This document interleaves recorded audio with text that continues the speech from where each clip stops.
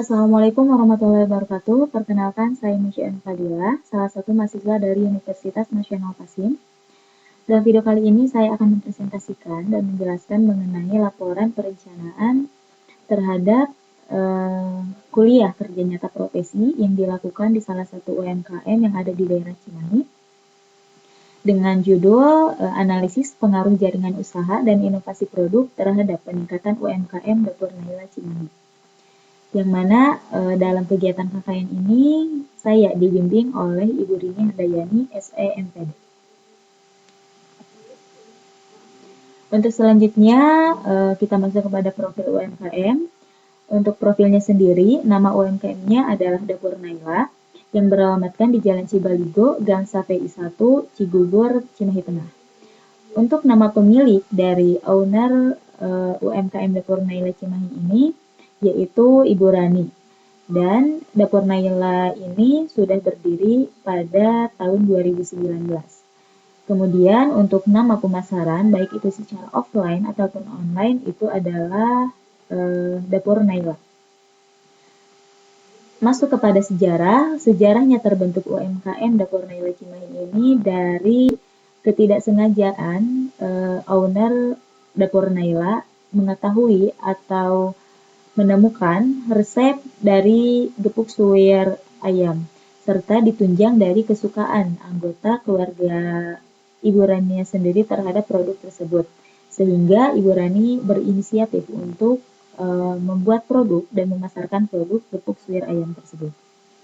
Kemudian untuk produknya sendiri di sini ada beberapa olahan yang diolah oleh Dapur Naila. Yang pertama itu ada olahan daging ayam, ada gepuk suwir ayam dan ayam serundeng. Untuk gepuk suwir ayam juga di sini tidak hanya menggunakan daging ayam, tetapi juga bisa menggunakan daging sapi. Kemudian ada produk tambahan, yaitu seperti yang pertama catering, berbagai olahan catering. Kedua nasi tumpeng, ketiga jengkol balado, dan yang keempat balado asin dan kacang. Masuk kepada tujuan dan manfaat. Tujuan manfaat dibuatnya pelaporan atau kegiatan KKNP ini. Yang pertama, tujuannya sebagai kegiatan pengabdian saya atau kami terhadap masyarakat, dengan salah satunya membantu dalam mengembangkan usaha atau UMKM sesuai dengan ilmu yang sudah dipelajari. Kemudian yang kedua, itu manfaat. Yang pertama, mengembangkan potensi diri dalam mengimplementasikan pemahaman teori-teori yang telah dipelajari terhadap usaha UMKM. Dan yang kedua, menambah ilmu bagi saya pribadi dengan mengimplementasikan ilmu yang sudah saya pelajari sebelumnya, serta membantu terhadap UMKM yang sedang kami teliti. Dan yang terakhir, yang ketiga, pihak UMKM sekiranya dapat terbantu dalam mengembangkan usaha dengan menggunakan pola penyelesaian masalah dari apa yang telah saya teliti. Kemudian masuk kepada landasan teori terhadap judul yang saya ambil, yaitu jaringan usaha dan inovasi produk. Untuk jaringan usahanya sendiri, menurut Lestari dan kawan-kawan pada tahun 2015, jaringan usaha adalah segala hubungan yang membantu dalam pembentukan sebuah usaha baru sebagai bagian dari jaringan. Adapun jenis-jenis jaringan usahanya sendiri, di sini ada jaringan produksi, jaringan pemasaran, pelayanan, kerjasama, dan yang terakhir ada jaringan antar kelompok, usaha, swasta, dan BUMN. Kemudian ada indikator jaringan usaha. Yang pertama jaringan produksi, jaringan pemasaran, jaringan pelayanan, luasnya jaringan antar kelompok, dan yang terakhir luasnya jaringan dalam pemecahan masalah dan tantangan. Untuk inovasi produk meliputi konsep baru, implementasi, dan evaluasi yang tujuan akhirnya adalah komersialisasi dari gagasan tersebut. Jenis-jenis inovasi produk sendiri ada 2, yaitu inovasi produk baru, yaitu radikal. Untuk jenis inovasi ini yaitu mencari atau menggabungkan antar beberapa variabel-variabel produk variasi-variasi produk sehingga menjadi suatu produk yang baru. Kemudian yang kedua, inovasi pengembangan produk, yaitu produk bertahap. Untuk yang kedua ini yaitu mengembangkan inovasi produk dengan menggunakan produk yang memang sudah ada, yaitu bisa dengan mencari keunikan atau hal-hal yang lain yang dapat dikembangkan dari produk tersebut. Kemudian ada indikator inovasi produk. Yang pertama, perubahan produk. Yang kedua, inovasi teknis. Di sini lebih kepada perubahan pelayanan. Dan yang ketiga, pengembangan produk. Kemudian, ada juga faktor-faktor yang mempengaruhi inovasi produk. Seperti halnya sumber daya manusia, budaya, strategi perusahaan, struktur organigram atau organisasi, dan dukungan eksternal. Untuk dukungan eksternal ini contohnya seperti masukan dari konsumen. Kemudian langsung kepada kondisi UMKM yang ada pada Dapur Naila sendiri untuk jaringan usahanya baik, bahkan sangat baik, khususnya dalam jaringan pemasaran yang tersedia, di mana UMKM Dapur Naila ini sudah melakukan ataupun menjalankan dengan sistem offline ataupun online. Untuk sistem offline sendiri itu yaitu menggunakan seller atau melakukan pemasaran terhadap pasar, warung, kantin, dan sebagainya. Kemudian kerjasama juga antar pemerintah, yaitu dengan selalu mengikuti pelatihan-pelatihan yang dilakukan oleh daerah-daerah tersebut, seperti kecamatan ataupun kelurahan, ataupun bahkan kota. Kemudian untuk online-nya sendiri, Dapur Naila sudah menggunakan akun sosial media seperti WhatsApp dan Instagram. Kemudian untuk e-commerce-nya sendiri sudah menggunakan GrabFood, kemudian dan GoFood. Karena banyaknya jaringan usaha, khususnya pemasaran, maka perlunya koordinator yang lebih besar. Kemudian untuk inovasi produknya sendiri, produk dapat dimix dengan produk lain, seperti yang telah dilakukan oleh Dapur Naila dengan beberapa produk UMKM, yaitu lumpia. Jadi penggabungan antara produk lumpia dengan produk gepuk ayam suwir. Kemudian untuk lebih meningkatkan lagi produk, perlu adanya inovasi produk lebih lanjut.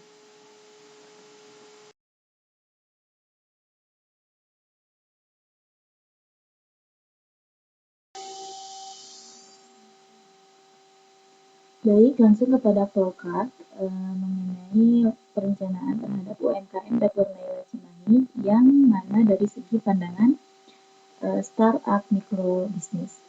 Untuk yang pertama kita mulai, kemudian langsung kepada pengembangan produk. Untuk pengembangan produk ini kita langsung kepada pilihan antara kerjasama antar UMKM. Jika memang kerjasama antar UMKM ini disetujui, yang mana telah dilakukan dulu oleh UMKM Dapur Naila Cimahi dengan beberapa UMKM lainnya, contohnya seperti lumpia dan gepuk ayam suwir. Kemudian jika kerjasama antar UMKM ini disetujui, maka kita melanjutkan kerjasama dengan pihak UMKM yang terkait. Kemudian langsung kepada proses pembuatan. Setelah produk atau proses pembuatan ini selesai, langsung kepada kemasan baru. Setelah kemasan baru ini dilakukan, langsung kepada pemakingan, kemudian langsung promosi, dan langsung dipasarkan. Kemudian, tetapi jika kerjasama antar UMKM ini tidak bisa dilakukan, maka kita langsung kepada mencari inovasi baru. Untuk mencari inovasi baru ini, kita ada dua pilihan juga, yaitu yang pertama produk yang sudah ada, yaitu dengan mencari atau mengembangkan keunikan ataupun inovasi lainnya terhadap produk UMKM Dapur Naila ini. Ataupun yang kedua, membuat produk baru, yaitu membuat produk yang memang masih berkaitan dengan produk dari UMKM tersebut. Dan jika inovasi yang sudah ditemukan ini diterima, khususnya terhadap produk baru, maka kita langsung kepada persiapan, perencanaan, serta proses pembuatan. Untuk persiapan, perencanaan, serta proses pembuatan langsung kepada proses pembuatan. Setelah proses pembuatan selesai dan produk selesai dibuat, maka langsung kepada penilaian. Apakah produk yang sudah dibuat ini layak atau dapat dipasarkan ataupun tidak. Setelah dinilai dan memang jika penilaiannya itu tidak diterima, maka kita akan melakukan perbaikan dan analisis apakah yang salah terhadap produk ini. Kemudian jika memang perbaikan dan analisis sudah dilakukan serta diterima, maka akan masuk kepada pengemasan baru. Dan yang tadi, jika penilaiannya diterima langsung kepada pengemasan baru. Kemudian jika kemasan baru sudah dibuat, maka kita langsung kepada pemakingan dan langsung kepada promosi dan dipasarkan. Untuk proses promosi dan pemasaran, maka kita akan masuk kepada jaringan usaha. Jaringan usaha di sini ada dua, yaitu secara offline atau offline di sini bisa menggunakan toko ataupun seller, dan seller di sini juga bisa menggunakan atau bisa dengan melakukan pengiriman kepada pasar-pasar, kepada kantin, kepada warung ataupun tempat lainnya.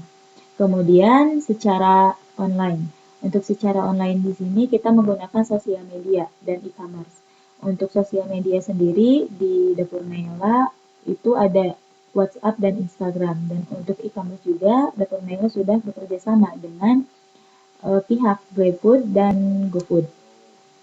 Kemudian untuk jaringan usaha, jika secara offline, maka dibutuhkannya tempat. Untuk tempat sendiri, contohnya untuk toko sendiri, jika memang tempatnya sudah ada, langsung kita pasarkan atau kita jual. Tetapi untuk seller sendiri, jika memang tempat seller atau tempat-tempat pemasarannya sudah ada, langsung kita kirim. Setelah dikirim, maka langsung dipasarkan atau dijual. Kemudian ada secara online. Untuk secara online di sini pastinya membutuhkan akun.